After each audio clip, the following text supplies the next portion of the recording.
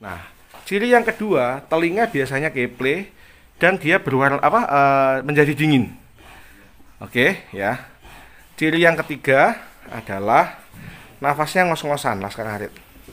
Nafas sapi yang demam itu ngos-ngosan, ngongsrong kalau kata orang Jawa. Ya. Ngongsrong, sapi menahan. Jadi ngongsrongnya sapi kembung itu hampir sama dengan ngongsrongnya sapi demam. Kalau sapi kembung dibarengi dengan keluar air liur yang banyak karena memang kayak seperti ada muntahan ya. Kalau sapi demam seperti ini dan biasanya congkornya garing. Nah, assalamualaikum Laskar Ngarit dimanapun anda berada. Oh iya lupa, Laskar Ngarit Bres-Bres. Jadi hari ini saya bertemu salah satu Laskar Ngarit Bres-Bres ya di desa Dusun Jalen ya. Dusun Jalen, Darungan, Desa Style ya, Kecamatan Genteng, Kabupaten Banyuwangi. Jadi namanya Pak Ismanto. Pak Ismanto semalam jam setengah 11 ya WA. Waduh, WA saya Pak Ismanto sama nih Pak Ismanto. Ini Pak Ismanto ya Laskar Ngarit. Jadi bingung jam setengah 11 menyampaikan bahwa sapinya kembung. Karena saya tadi malam wis lelah banget, akhirnya saya minta fotonya. Dikirimi fotonya sama putrinya jenengan nggih. Sama putrinya Pak Ismanto. Nah, dan dari foto terlihat sapinya tidak kembung, Laskar Ngarit. Maka dari video ini saya akan membuat tema, karena penyakit kembung itu, Laskar Ngarit, penyakit kembung itu adalah penyakit yang paling cepat membunuh seekor sapi.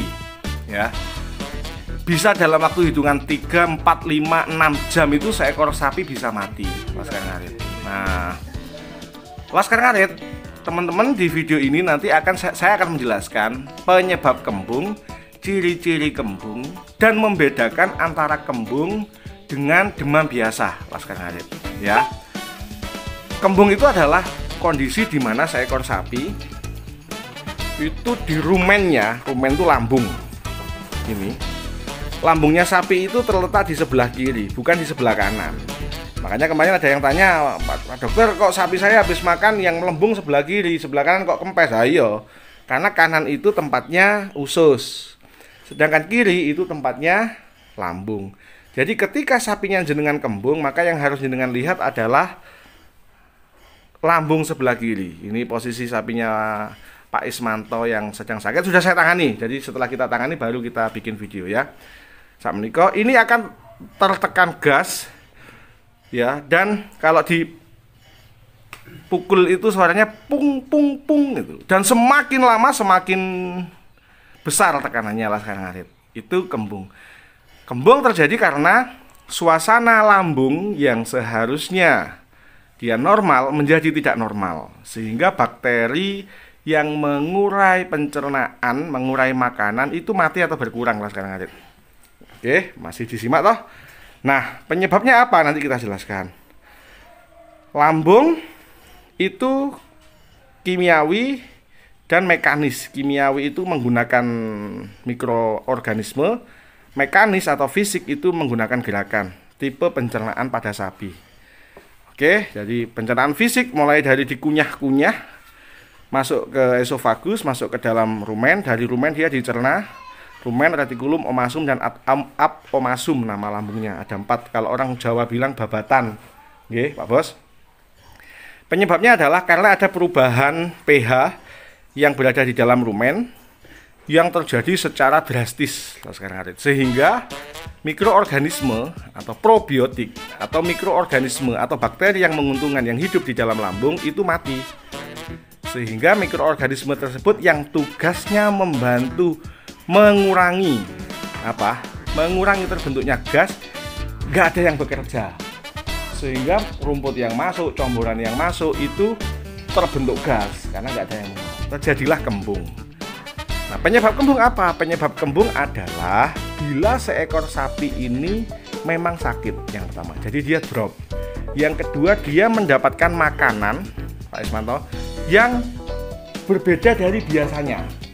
Makanya saya selalu menyarankan kalau mau membiasakan sapi dengan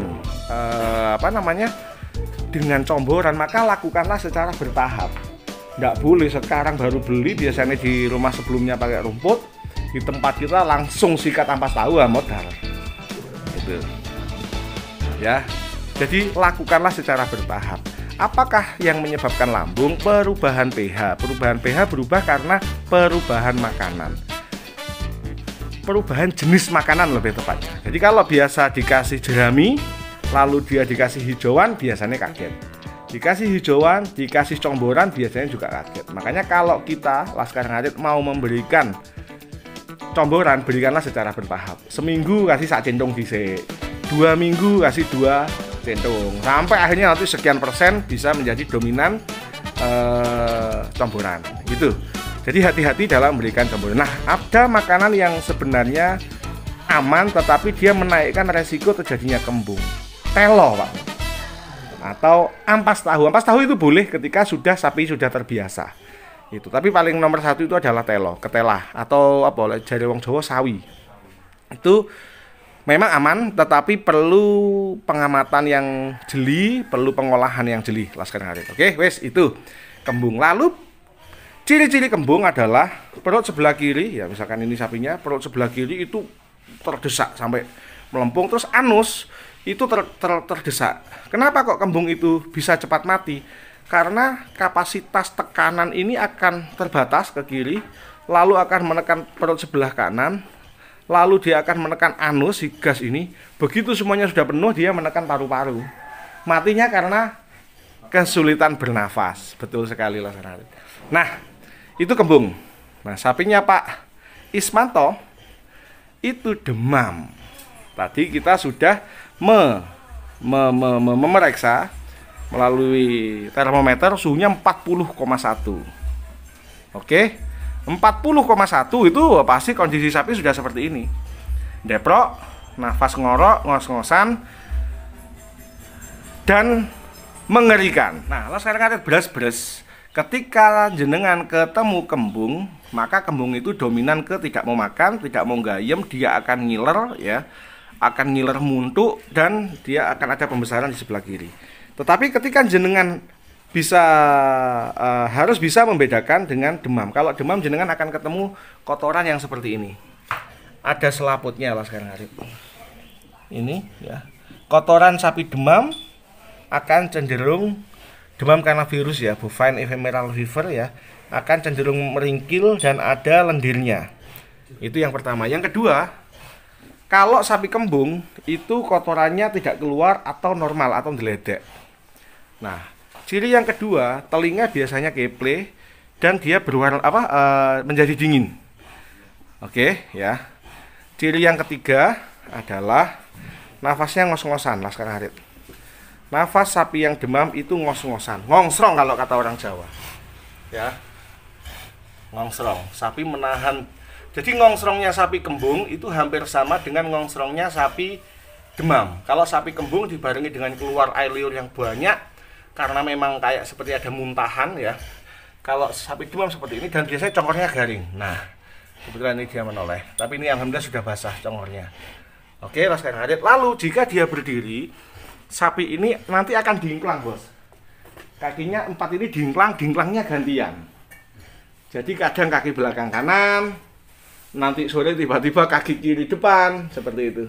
Itu ciri-ciri sapi demam. Nah, tadi sudah kita lakukan treatment. Untuk teman-teman yang ingin tahu treatment sapi kembung, mungkin bisa lihat video yang satu ini, monggo dilihat. Tapi kalau untuk treatment sapi yang demam tinggi, yang harus dilakukan adalah segera manggil dokter. Dokter melakukan pemeriksaan, mengukur suhu badan, memberikan treatment penurun panas, multivitamin, dan anti nyeri supaya sapi tidak kesakitan dan tidak menderita. Oke, sapinya Pak Ismanto ini harusnya sembuh. Kecuali ada komplikasi, tiba-tiba muncul kembung. Maka kalau muncul kembung kita harus segera melakukan tindakan, dipasang trokar untuk mengeluarkan gasnya.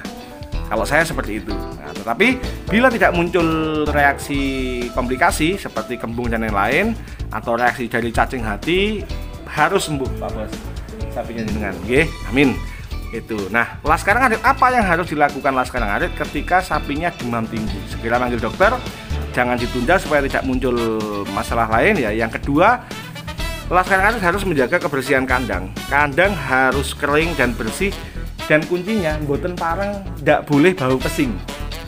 Karena begitu disuntik obat pekerja kok dia bau pesing, panasnya makin naik.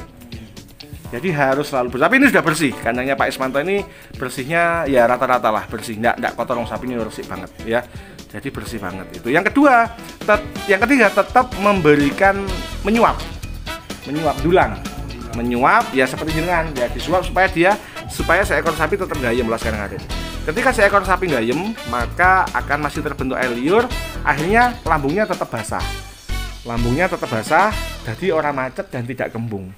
Ya. Yang keempat, bila dia masih mau minum, bisa diberikan air minum gula plus garam. Tujuannya gula biar tetap dapat glukosa, biar nggak deprok lebih lama.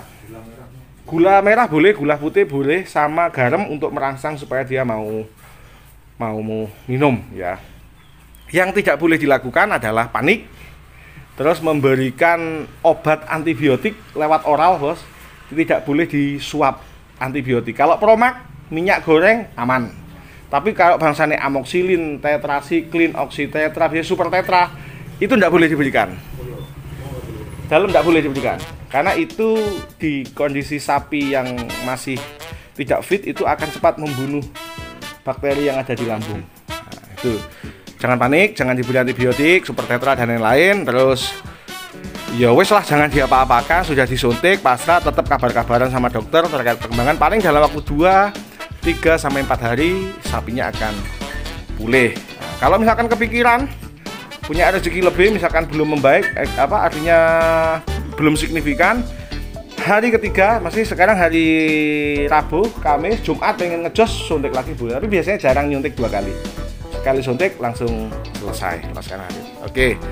Jadi itu Laskar Ngarit harus bisa membedakan ciri-ciri sapi kembung dan sapi demam. Demam itu tidak seberbahaya kembung, tetapi tetap tidak boleh diremehkan. Itu hal-hal yang bisa dilakukan peternak. Kebetulan kita dapat kasus, semoga sapinya Pak Ismanto bisa lekas pulih Laskar Ngarit. Oke, matur nuwun, kita mau ngobrol-ngobrol dulu menjelaskan kondisi pada Pak Ismanto terkait kondisi sapinya. Please like, subscribe, komen, dan share videonya. Assalamualaikum warahmatullahi wabarakatuh. Semangat!